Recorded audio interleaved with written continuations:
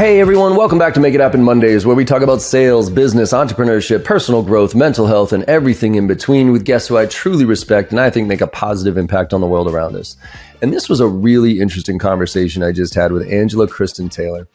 She's the founder of her own consulting and coaching firm called Integrative Productivity, where she works with entrepreneurs specifically around emotional productivity and helping them manage the chaos involved in running a business to lead a more balanced, productive, and meaningful life.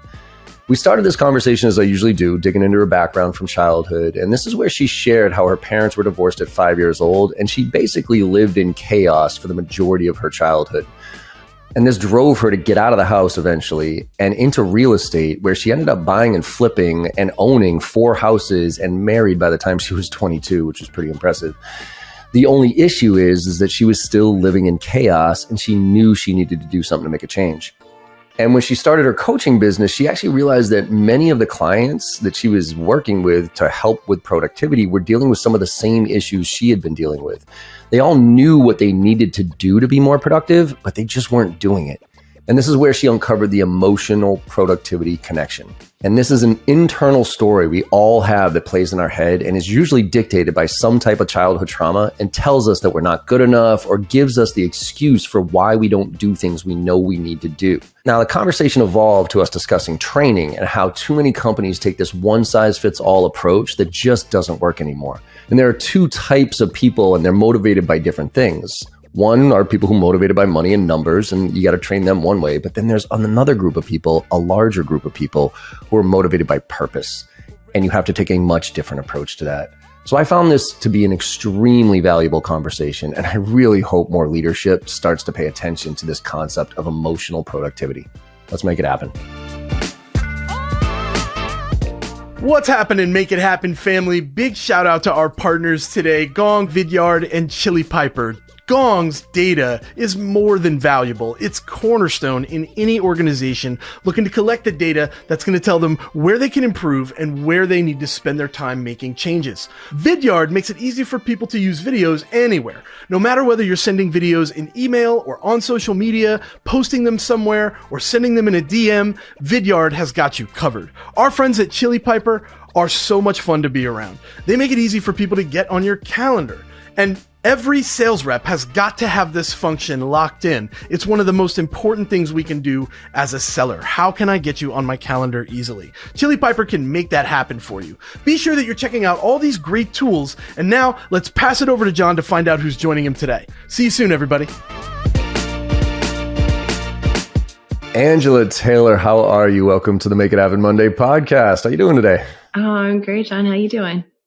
I'm doing fantastic. I've been looking forward to this conversation because with the little bit of prep that I've done on your background, I haven't read, a ton of your stuff, but definitely read enough to be very curious specifically on how you have, let me just make sure I'm clear on this, 5 kids, training 3 times a week, 4 dogs, 16 weeks of vacation and done by 2:00 every day while running a business and going from chaos to that.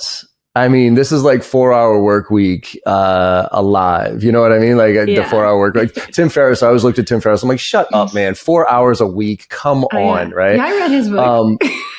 What's that? I read his book. Yeah. Yep.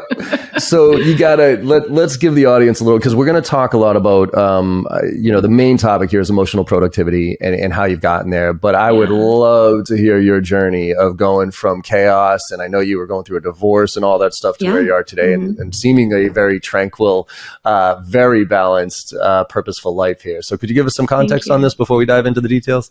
Yeah. There's a lot to give context on, but I can say overall, I grew up feeling like I was the oldest kid.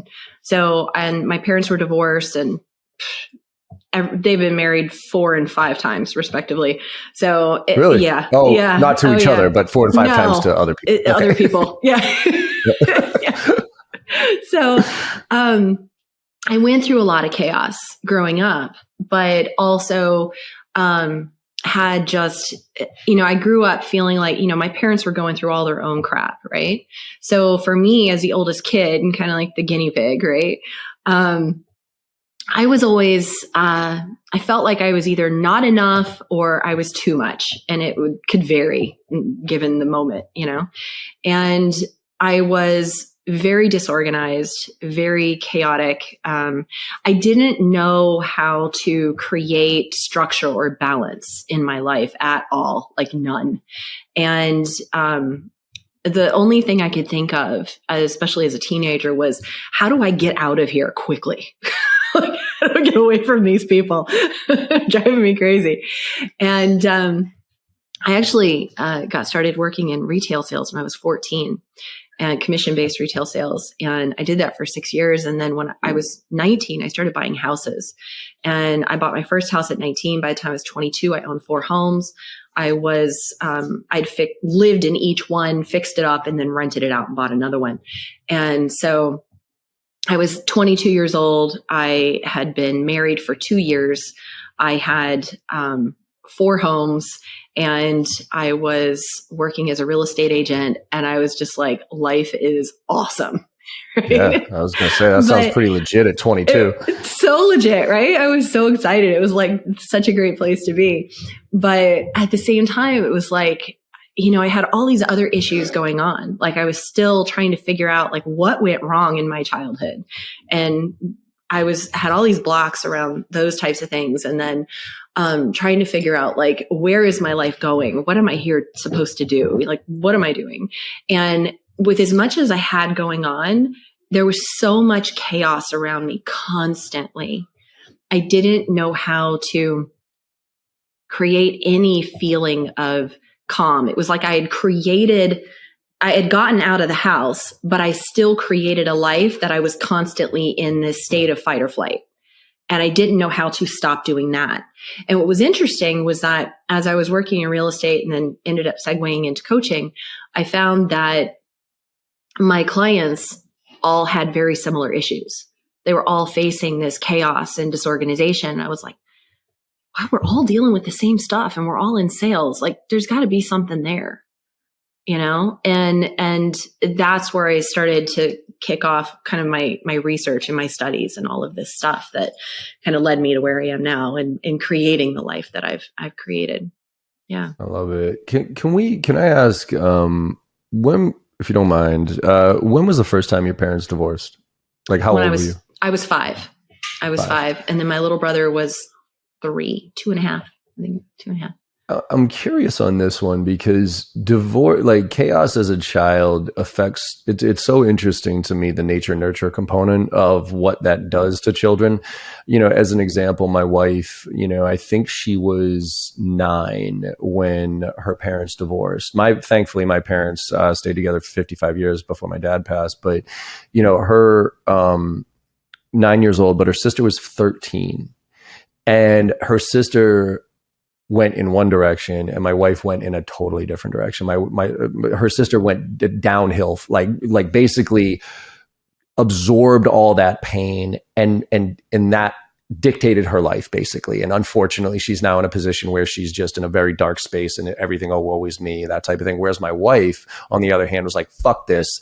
Fuck my dad. Fuck, yeah. You know what I mean? I'm to your point, I got to get the fuck out of here. Yeah. So do you think it's a weird question to ask, but I'm just kind of curious from your perspective of like, is there, based on being the oldest and having maybe a slightly better perspective on what was going on, even though 5 years old is really, really young. Why do you think it affects kids so differently when their parents at that young age divorce? Do you have any insights on that? I'm just more curious. Well, yeah, I do. And, it's interesting because, I then divorced when my kids were 5 and 2. And their dad is bipolar. And so there were issues there just in getting divorced and custody and all that stuff. And then, my current husband, he and I came together with a blended family. So he had 2 kids from his previous marriage. And so we have a lot of experience between us of divorce and kids and all this stuff. I'm the oldest. My husband was youngest in his family. And then I have my oldest and youngest. He had his oldest and youngest. And then we had a baby together. So yeah, we have a lot of background and perspective on that. And I'd say that there's a lot of different things that can feed into it. And your perspective can also shift around what your beliefs are. Just given that. But I'll say that I truly believe that each person here is an individual, and that our individual state is coming with its own concepts, its own stories, its own way of how they handle things. As the oldest, I had a lot of blame put on me around things like, if they weren't watching us or weren't watching things. Like I remember getting screamed at when my brother was 2, and it was because I was 4.5, probably. We're 2.5 years apart, and it was because he'd taken his little motorcycle ride-on toy and gone around the block, and my mother couldn't find him, and she blamed me for it because I should have been watching him. And so the same thing that, when my dad worked nights and he had custody of us, and he was never around because he slept all day and then was at work all night, and we were left alone. And I was 6 and my brother was 3. Like there was no one watching us. Yeah. And I was trying to do laundry because we didn't have any clean clothes, and I didn't know how to do laundry, and I used bleach and bleached all of our clothes. And I got in trouble for that, stuff like this, so as the oldest, I took a lot of blame. And then there was also the piece where my parents would sort of try to lean on me emotionally for support because they had no one there. And so I took on a lot of that as well. And so I could have gone in any direction with that. If you take any child and put them in that situation, you don't know how they're going to respond. Me, with what I came here with, for whatever reason, I came here with a sense of nothing's going to stop me. Nothing's going to hold me back. I'm going to push through. And I have a sense of, this is one of the things that I really feel like come from a traumatic childhood, is you have a sense of courage and resilience that sticks with you. I have an ability to handle change in an instant and be able to process that. I'm really good in a catastrophe, things like that, where I can handle it, And so it's given me this sense of perpetual hope, where I feel like it doesn't matter what's happening, I can always turn things around. And that's how I've approached everything in my life, right? But then I can give you another example. And my little brother barely remembers the divorce, and he didn't take the brunt of it. He doesn't remember a lot of the stuff. And he's fine. Like he's great, he's 45 years old now. He's fine, he's doing all right. He's doing great. But like with our kids, my oldest son, he is in a space where he feels like he has to take care of his father. So he's 23 years old, and he's chosen to live with his bipolar father, and they have this very toxic dynamic with each other, but he doesn't want to leave him because he feels like his father needs to be cared for. And he doesn't need to be cared for, but he doesn't like to see him in that state. So he stays with him, right? And so I feel like that's held him back in a way. But at the same time, I understand he's on his own journey. He's got to explore his own path. So he's got to figure that out on his own. So I'm not behind him going, I'm not going to do that. I'll be like, hey, dude, your choices, your choices. I'm here if you want to make a change, I think that it's weird that deep, what I mean? How that the almost the nurture part flips, right? Like when you don't have a nurturing parent, you actually, in a lot of cases, become the nurturer because you see them as such a flawed person that needs your help. And then that dedication from a family member standpoint is real. That bloodline, as much as you want to throw that away and say, screw it, you can't choose your family, so I don't give a shit. Like that's impossible to throw away in so many cases. It is, and my husband's oldest son has, and this is kind of where that nature versus nurture thing comes in, and where their mom was just a mess She's been in and out of jail. I mean, for assault and stealing and things like this. And she basically abandoned both of her kids when they were 4 and 8 and never saw her again. So my husband had them on his own, and they just had dad, and dad got a Mother's Day card and a Father's Day card, and they thought that was cool, right? But the thing is that as he grew up, he had a much more difficult time acclimating to life. It was just seemed like he was always mourning his mother, the loss of his mother. And so he got into a lot of trouble in school and things like that growing up. And then and now he's, I think he's 27.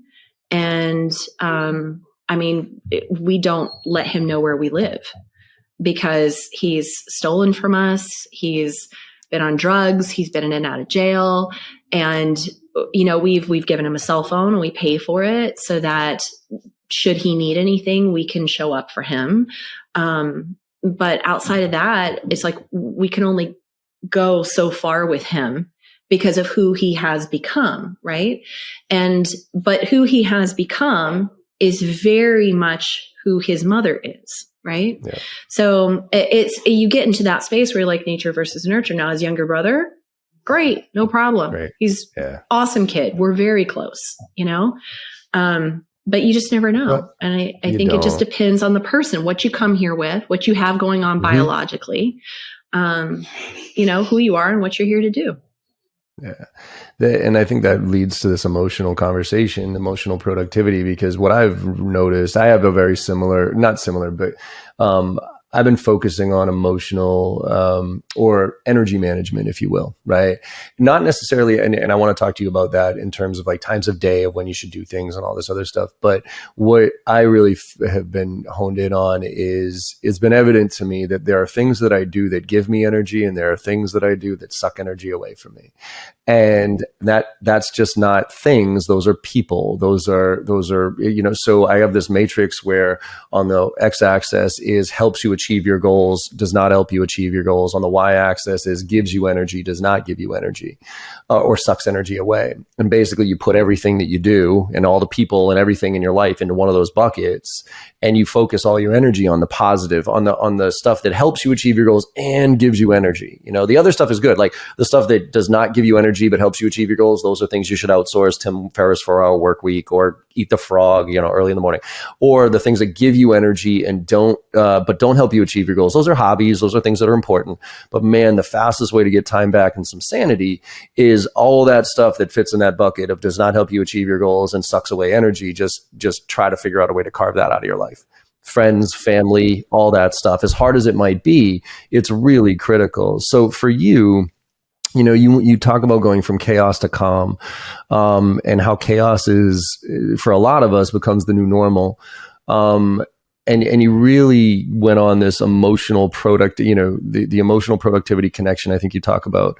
Could you explain how you came across how impactful emotions were to what you were doing? Yeah. From a business standpoint, because a lot of people don't think of it, right? Like I think, I got business and I got to get my shit done and just suck it up. Like I'm going to work harder and whatever. Yeah. I don't feel emotion. A lot of people don't tie emotion to that. They tie, I got to work. I'm tired. But so when did it all of a sudden dawn on you how important the emotion part of what you were doing was doing for you? Yeah. So it was kind of a drawn out process that just sort of happened over time. But I'll tell you the first thing that really started to kick it off was what I was saying before about how my early coaching clients were all coming to me with kind of the same stories that I had. And at the same time, one of the first things they would say to me as far as like why they were looking for a coach is they would say, I know what to do, I'm just not doing it. And that was like the big thing. And they couldn't figure out. They're like, I know all the stuff I'm supposed to do. Like I've got a list. I know all these things. I've listened to all the people, I've got it down here, but I cannot make myself do these things. And I don't know why. And that's where I was like, well, I know for me, if I don't feel like it, it's not happening. And so then I was kind of diving into, well, why don't I feel like it? What's making me feel like not doing something? And I realized that, the big things that people would say when they wanted a coach were the things that they needed to do was make more money. They wanted to make more money. They wanted to make more sales. They wanted to build a bigger business, whatever. And their lack of motivation, which is what they would call it, they would think it was a lack of motivation, would prevent them from doing the things that would create that level of business. So they had their list. I know if I do these things, it'll lead to success, but I cannot motivate myself to do these things. So I realized that there was so much of our internal stories that would hold us back. So I worked with a lot of realtors. I come from the real estate industry. And I would, one of the things they needed to do was contact people, make phone calls, call their sphere, call their database, reach out to people. And that was one of the hardest things for them to do. And most of them wouldn't ever do it. And then they would blame it on, there's that CRM. I got to open up the CRM. And, and then when I'm in my computer, I kind of get distracted and I probably have ADHD. They told me all these things. And, in reality was that there was an internal story playing in their head that if I reach out to these people, they really don't want to hear from me. I don't have anything that they really want to hear. I'm just being salesy and pitchy. That's not the kind of person I want to be. Therefore, why am I even making this call? I'm only making the call so that I can earn money, which means that these people that I care about, I'm using. And they would just create this story on and on and on about that. And they could not segue on their own into this space of saying, I have something of value to them or someone they know, that I truly care about these people and I'll do a great job serving them. And these people need what I have to offer. They couldn't go there because there was that internal story playing. And that story is emotional. It comes from our experiences, our childhood, our emotional state, the things that people have said to us. It's how we believe other people perceive us. So I think you just hit on something that's a major issue of not just the emotional component of because I think a lot of the real estate agents, they're independent contractors. I got something, I got to make my money, that type of thing. But, a home is something that I think you can make a leap once you break through that of hey, I'm helping people find homes here. This is a personal thing.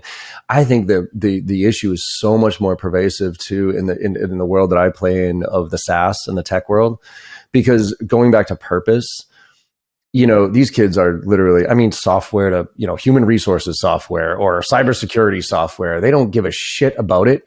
And they don't think about, there's your dog.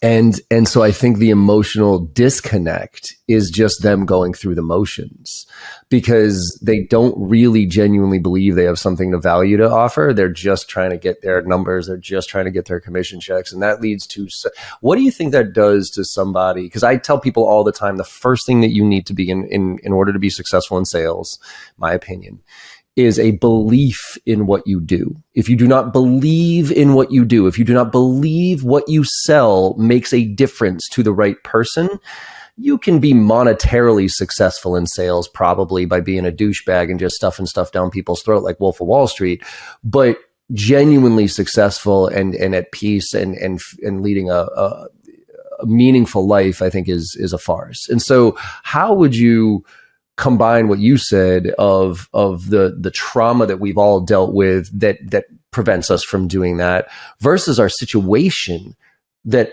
prevents us from breaking through that? Because I don't work for a company that really cares. It's not really mission driven. It's just a software. So how do you balance those two? And how do you break through that scenario of somebody who's just kind of going through the motions in their life?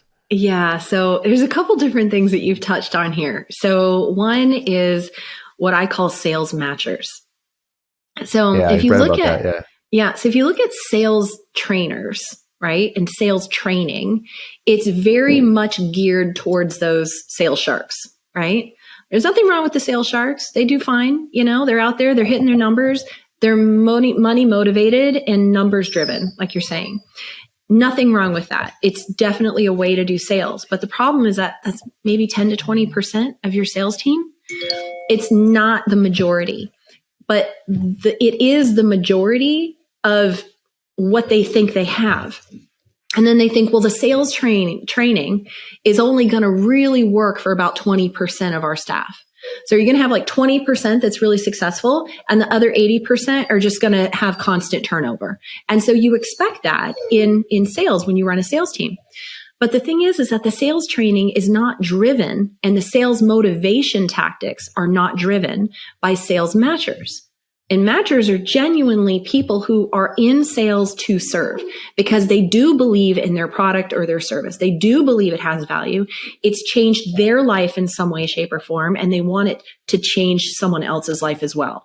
And so they're literally in it to match what they have to the person who really, truly needs it, who's going to benefit from it. They're out for a positive impact. And so if that's the majority of your salespeople, then why are you trying to motivate them by competition? They're not driven by that. They're driven by how many people can I light up today? And so if you drive their motivation, their rewards, everything, and their training on you've got to hit this number so you can hit this number in income, and then you backtrack that and how many calls they need to make and all that stuff, and you reward them based on their sales numbers, then all they do is feel like utter garbage inside because their mission is at war with their training and their motivation and reward system. Does that make sense? So it totally does. But how do you balance it, right? Because I look at it and I say obviously there has to be a number back into it so we can understand the metrics of just from a business standpoint, right? And I look at that like from a personal standpoint for me, like when it was just me out there, I was very focused on only working with clients I could know and make a huge difference for and being purposeful and having fun with it and whatever. But I mostly work with SaaS tech startups, VC backed, grow at all costs, that type of thing. And so the cool thing I think right now though, is we're in this transition point because I think code forced it for a lot of people. I mean, you hear quiet quitting and all these different things, but about people really thinking about purpose more. So how do you think organizations need to, let's paint that scenario of the VC backed, just got 50 mil, gotta grow. So we gotta, I'm a leader here. I got to figure out the projection. So our average deal size is this, and therefore our activities needs to be that. And so each rep has to make, $50 a day type of thing. Okay. That's an old school way of thinking of things, but it's a way to get to the number to report upstream that what we're going to do and set expectations for what we need to do. So how do you need to transition as an organization? We talk a lot about people, but how do you transition as an organization to allow that purpose-driven sale and not... but also allow the competitors to be the competitors, right? Yeah, because sure. I think you need competitors on your team. This can't all be hunky dory about, just do what you want, only sell the clients that you like and that type of stuff. I wish, but we got to make money here. It is somewhat of a capitalistic society. So how do you balance that from a business standpoint? So if you look at what I created as a productive flow methodology, right, is emotion, energy, time, and focus. And if you look at that and you were to approach that as an organization, okay, then this is something that feeds into your training. So when you first get started in sales training and they're talking about your numbers, they're trying to make that your goal, right? Your goal is your numbers. But your matchers are not going to be motivated by a numbers goal. They need to be motivated by their purpose. And so, sorry. What I do is I start with focus and then I work my way backwards. So for instance, when we get in our car, the first thing we do is program our destination into our GPS. It doesn't matter if we even know where we're going. If you know exactly how to get to the grocery store, you're still going to put it into the GPS, but it's going to tell you where the speed traps are and it's going to tell you where the accidents are. And you just want to get there the quickest way possible, right? But the thing is that we don't do that with our lives. We don't focus on that. We just, every realtor that ever walked into my office and said, I'm a brand new realtor And I'm like, okay, great. What do you want to do in your first year? They're like, I want to make $100,000. Every single one of them. It's like, okay, great. Why do you want to make $100,000? And I'd be like, I don't know what you're talking about.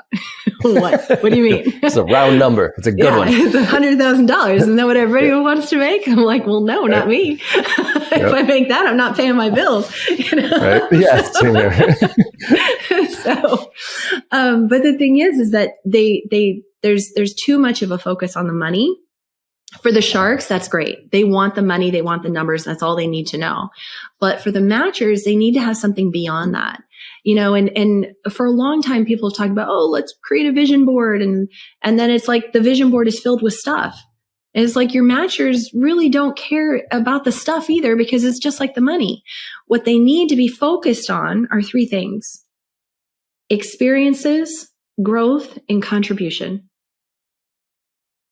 And if they write down a list of things that they want to experience in their life, how they want to grow, and what they want to give back, how they want to contribute, then you've got their purpose.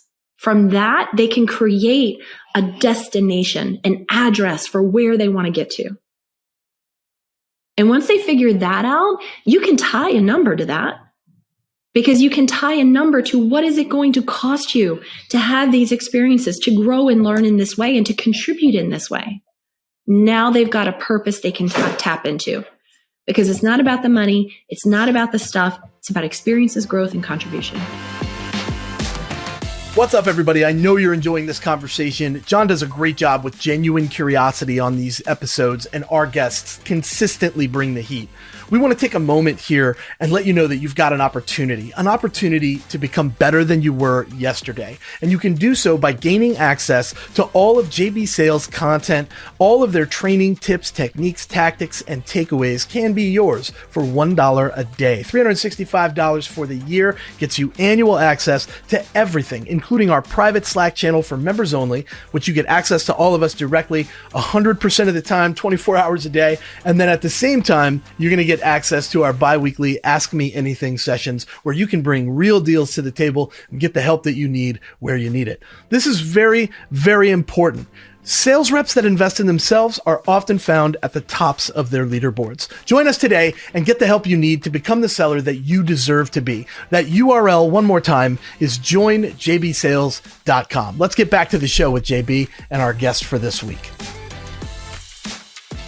I'm rereading Simon Sinek's Infinite Game right now, which I'm a huge fan and believer of.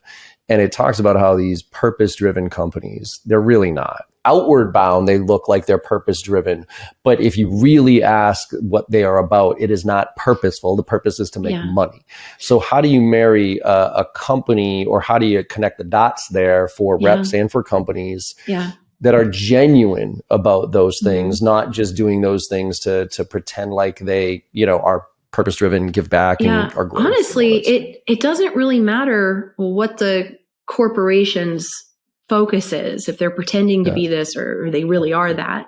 I mean, I think it's great if they really are that, right? But the same point is that if you have the right supports and the right training in place, then instead of 20% of your sales team being successful, you're going to have a much higher rate of percentage, because you're engaging the matchers in the way they need to be engaged. It's like school, right? You go to school, they teach you one way. One way. If that's not your learning style, you're out of luck and you're not going to do very well in school, right? But if you have training where you walk in the door and they have some sort of some sort of personality disc assessment or something, right? A lot of them do that anyway. And you put this in front of them and you say, oh, okay, from here, I can see you're a matcher. From here, I can see you're a shark. Great, right? 2 different training experiences, 2 different types of motivating factors, right? As long as you get the salespeople on board to hitting their numbers, it's just, how do you motivate these people? How do you keep them engaged? How do you keep them focused on doing the activities day after day that's going to achieve the numbers you want? If most of your people are matchers, you gotta train to that specific type. Now, So I think the issue, and I think all of this is laziness at the end of the day, right? Because it's easy to kind of take blanket training and give everybody the training on prospecting, the training on negotiation, Exactly. the training on whatever it is. And this is also why coaching, even though you talk to every single manager or every single organization and say, what is the most important thing you can do? What's the best time you can spend as a manager? They'll all say coaching, but then then you look at how much coaching do you do? And they don't do any of it, right? Because it's hard to coach individuals. And that's where I think we're in this transition of, I'm a Gen Xer here, I'm 46, and I did grow up in the numbers game of cold calling. And so now you have a whole host of management who, now we're the decision makers, if you will, or the management. And I think everybody fundamentally understands that quality is the answer to what the problems are out there, but quality is extremely hard to manage too.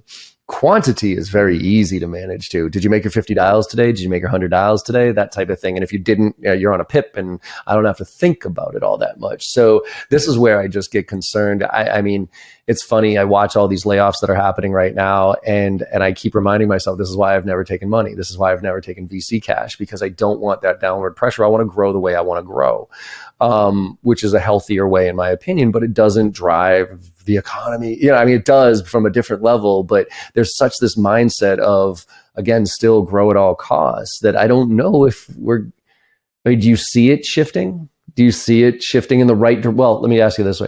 Do you see it shifting in the right directions at a macro level? And are we moving in a positive direction, do you think? I think in general, if you look at generations, right? Yeah. So you mentioned being a Gen Xer, me too, right? You're 46, I'm 48. So our generation has a different outlook on things than the generation before or the generation after, right? And so when you look at the 30 somethings right now, right? You look at the millennials, okay? They're in a totally different space. And if you look at the Gen Zers, even after them, right? You've got people who are much more collaborative in nature, much more accepting of diversity, and they're more focused on creating a win-win for everybody, and they're losing the sense of competition and out for themselves. They're losing that generationally. This is what's happening in humanity. It's not just here. It's not just in business. So I'd say based on that, we're absolutely moving in a positive direction, but there's a lot of outdated systems that need to be pushed out as humanity is changing and shifting. We need to shift our systems. We need to shift our how we're supporting our salespeople, right? How we're directing our salespeople. That system has to shift as well, because they're using the same old training systems that have been around since who knows how long, well, don't even get me started about our education system and how it hasn't evolved. But yes, I actually think the higher education is a joke at this point. Like to go $200,000 into debt to get a $40,000 a year job that you have to pay back for the rest of your life is you're out of your fucking mind. That's why sales to me is such an equalizer, because you don't need a degree. It's a low barrier to entry. You can make as much money as you want if you work at your ass. It doesn't matter what color you are. It doesn't matter what gender you are. Nothing. And so that's why I'm pushing so hard to, my book was I Want to Be in Sales When I Grow Up, that I wrote with my daughter, because it's introducing it to kids at a fundamental level, right? Yeah. Because I think we are, I do worry a little bit on going back to the competition thing of losing that competitive edge, because I think that everybody gets a trophy is a bad thing for us as a society in general. I don't care what people think. Everybody should not get a trophy. First, second, third, those are things that are real, and they drive people for positive things. Now, it's how they drive them. Like you talked about nature nurture, right? There are certain people that are just driven that way, and they want that gold medal. They want that.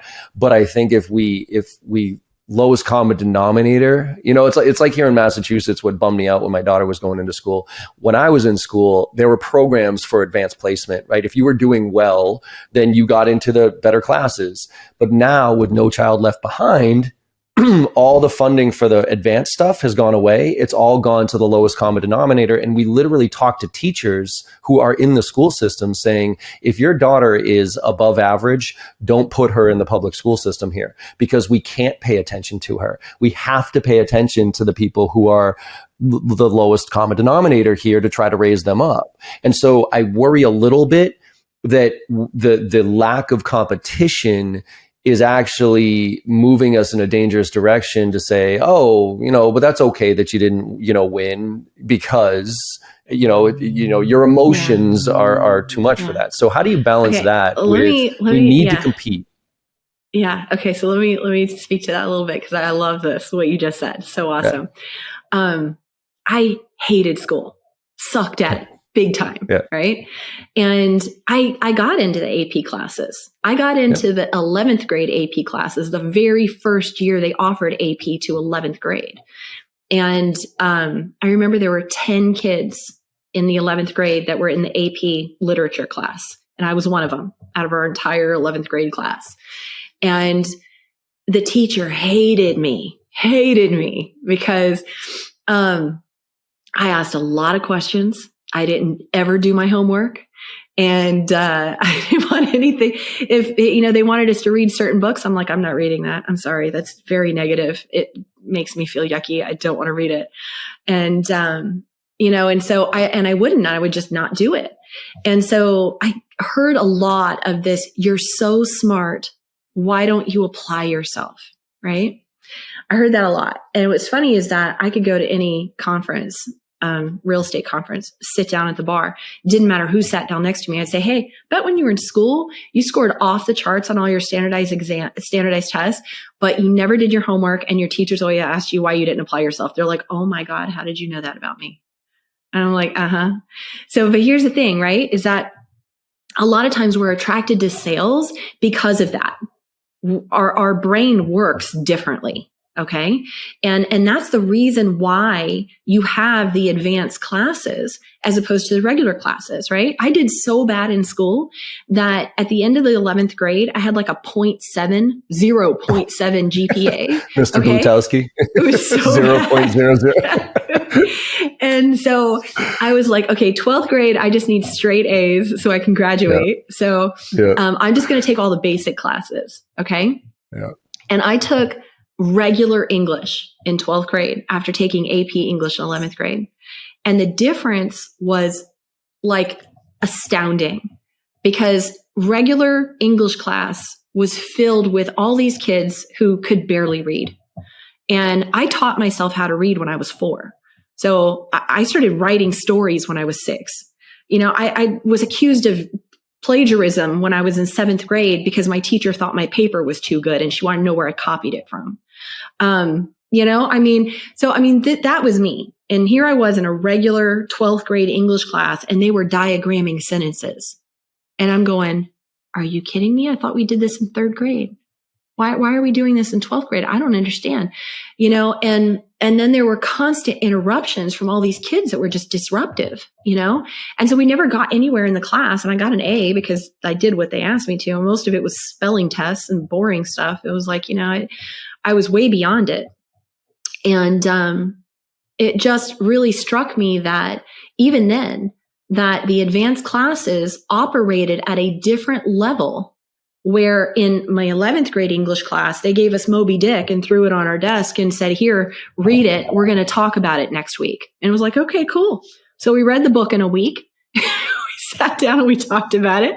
We talked about foreshadowing and all this stuff. And it was super cool. We could have a group conversation and group debates in the class around it. And regular English was nothing like that. So the thing is that when you're in school and you're focusing on the common denominator, you're focused on people whose brains work differently, right? And that common denominator may be the common denominator, but the advanced kids, their brains work differently. And here's the thing is that when my kids, I had them, the 2 younger ones, when they were in school, my daughter in 3rd grade was her last year that she took in school. I pulled them out after that and homeschooled everybody. But she was in third grade and they tested her for gifted. She passed and they said, well, we're going to put her in the gifted program next year. I'm like, well, what does that entail? And they said, well, she's doing all her regular classwork. And then a couple times a week, we're going to pull her out and give her extra work for gifted program. And I'm like, so she has to do more work. She has to do all the regular work and more work. I said, what subjects is she going to be doing the gifted program in? They're like, oh, it's all or nothing. And I'm like, don't you know that gifted children have asynchronous development and that they're typically really strong in some areas and actually below level in others, and that she really struggles with regular math? And they're like, yeah, the gifted program doesn't account for that. Again, common denominator, right? Yeah. And so I pulled the kids out and homeschooled them so that I could tailor their education to them as individuals, right? Yeah. And it made a huge difference for every single one of them for different reasons. Right. Mm-hmm. And it's the same thing if you go back into corporations and looking at training, is that, if you look at it as no child left behind, so you put everybody into basic, then you're leaving behind the kids whose brains don't work that way. If you put them all into advanced, then you're putting the ones that are don't think that way, you're putting them into a box. So you cannot do that. You have to break people into programs that speak to their way of thinking, their brain processes. It's like my husband, he's a regional project manager for a company that owns and manages apartment communities around the country. He manages, I can't tell you how many apartment communities, how many units across multiple states. I have no idea. Multiple $1 million budgets every year. And he manages everything explicitly to a T. He is so organized, so great at his job, right? Everybody loves him. And that man could not spell a word to save his life. Yeah. He can't spell. I'm right there with that's me. Like my wife looks at a paper and she can literally, it's almost like the Matrix. If I'm misspelling on a 10,000 page, she'll see it. I can totally barely spell. I can spell, almost nothing. Yeah. My grammar's horrible. My spelling's terrible. I'm like, I don't know. She looks at my stuff and she's like, I can't even look at your shit. It's terrible. Exactly. So, but me, I can spell really, really well. Right. Yeah. But organization is something I had to learn how to do. I had to learn how to be organized because I had to figure out how to organize for me and my brain, because I cannot be organized the way like my mother can be organized. Okay. I can't because my brain doesn't work the way hers does. Yep. And so his brain, if he's like, he's trying to spell a word, I spell it out for him. And then I try to give him something to remember it, how to spell it correctly. Yeah. And he's like, man, it's not going to work for me. He goes, I can't think about it like that. He goes, I've got to picture it differently. Mm-hmm. It's like me with names, for instance. I've told myself this, so I think there's a self-fulfilling prophecy, but for some reason, Angela, I could meet you and I could do the Angela, white blinds, Angela, green shirt, and I could make all these. I've done the millionaire memory. I've done all those bullshit things. And I swear to God, even after I go through that in my head for like a minute while you're talking to me and I'm not paying attention to what you're saying because I'm just trying to remember your name, a minute after that, you could be like, what's my name? And I'll be like, I have no fucking idea. So it's just not like, it's not how I learned. I said we had a Whiskey Wednesday last night. It was fun. It was 9:00. And then we talked about hosting a show and they said, well, John, why did you decide to host your show from a podcast standpoint? My response was, this is the way I learn. I'm like, I don't learn. Like I wasn't bad at school, but I had to work my ass off in school. My problem is when I say I don't read, it's kind of in jest, but it's not. 5 pages into any book, I fall dead asleep. Like dead asleep. I could be in an uncomfortable chair. I could have sun blazing in my eyes, and literally within 5 pages, I'm like, my brain just shuts off. Same thing with like listening to podcasts and stuff like that. Like I'll zone out. I'll be driving. I'll be like, oh, let me listen to an audiobook, and then all of a sudden, like, I miss my exit. 7 exits later, I'm zoned out and I don't even remember what I listened to. The way I learn is by talking to people who are smarter than me and being genuinely curious. And so putting me in a classroom, I'm the same as you. I'm like, what about this? What about that? What about this? Hey, because I'm learning this way. But you presenting something to me without me being able to engage is impossible for me to learn.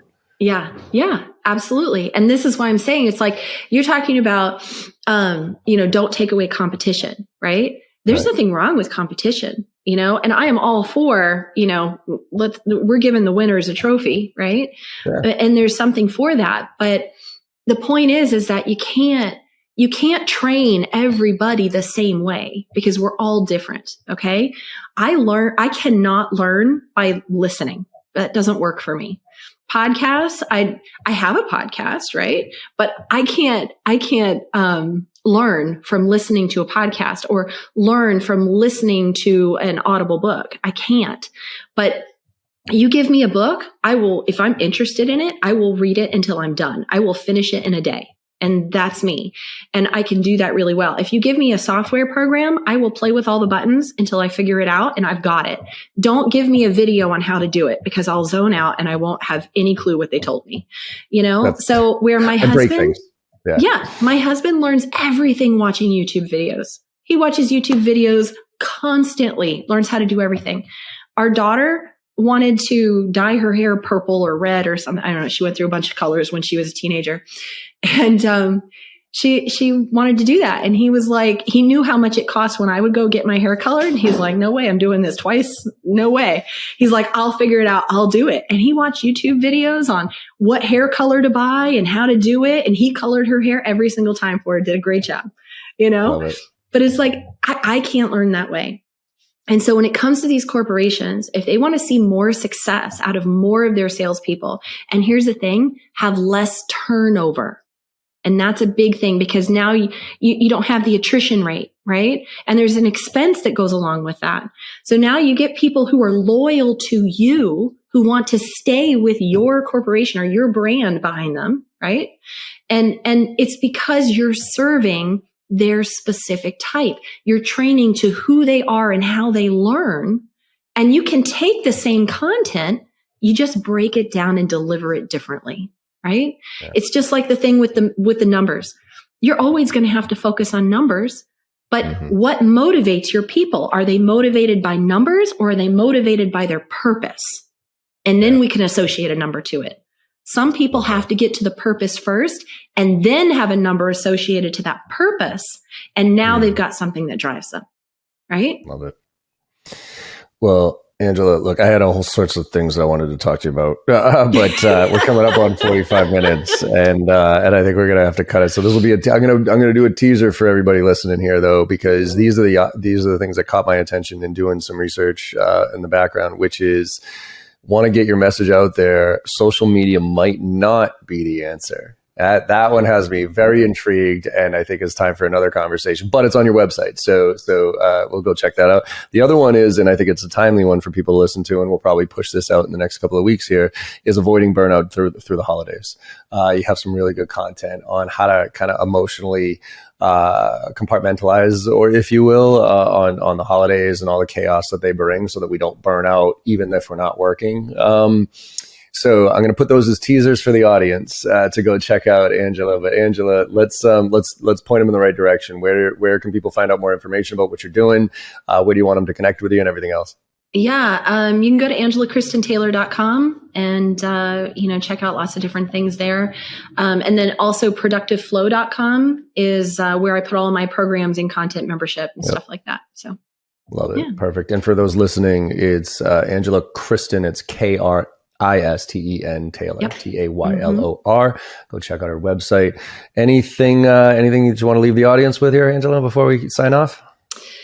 Yeah, I think the biggest thing is if you ever got that thing inside of you that's telling you you're too much, you're not enough, or you're not good enough, or whatever, like, it's not you. Okay. It's not you. You're perfect just the way you are. You just got to rewrite those stories inside of you. That's all. Love it. And that is a perfect way to end. So thank you so much for coming on, Angela. I really enjoyed the conversation. And, thanks for having me. And perfect. And for everybody out there listening, I hope you enjoyed the conversation as much as I did. And as I always say at the end of all my podcasts here, go out there and make somebody smile today. Because no matter how bad you think your day is going or how bad you think it went, if you go out there and make somebody smile today, you know you had a good day, and the world needs a lot more of that right now. So thank you all very much, and I'll see you on the other side. Thank you so much for your time today and listening to the podcast. I hope you enjoyed the conversation as much as I did. With your support and our incredible guests, we're one of the top sales podcasts in the industry with over 1 million downloads, and I can't thank you enough. To keep the momentum going, if you could go to your favorite podcast platform and leave us a 5-star review, I would greatly appreciate it. In return, I will answer any question that you have on Instagram. Hit me up there at John M as in Michael Barrows with a video question or a DM, and I will get right back to you, I promise. And last but not least, if you're looking for training, I'm adjusting my training approach this year, and I'm actually going to be delivering training to the masses. I'll be delivering live training the first and second week of every single month with our 2 marquee courses, Filling the Funnel and Driving to Close, to anybody who wants to join. And it includes membership in our on-demand platform with weekly AMAs. So you can go to jbarrows.com/open to check out the details. Thanks again and have a great day.